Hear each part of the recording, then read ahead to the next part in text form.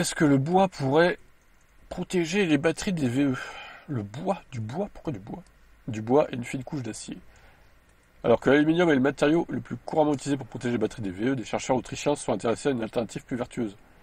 Ils ont mis au point un mélange de bois et d'acier inédit. L'objectif, réduire l'empreinte carbone des batteries sans rogner sur la fiabilité. Ces boîtiers sont composés d'un mélange de peuplier, bouleau et paulownia. Le tout était recouvert d'une fine couche d'acier soumis à des essais de choc violents. Les coffrages ont tenu tête aux standards de l'industrie. Selon les données de l'université de Graz, ils ont absorbé jusqu'à 90% d'énergie en plus que l'aluminium traditionnel dans certains cas. Haute surprise, ces boîtiers résistent très bien au feu.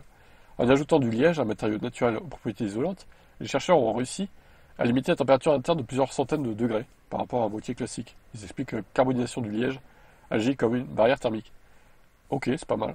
Si cette innovation n'est là dans des stade expérimental, elle ouvre toutefois une voie prometteuse. Au-delà de l'électrification, l'enjeu est aussi de concevoir des véhicules de plus en plus propres. Ça passe évidemment par le choix des matériaux. Très bien.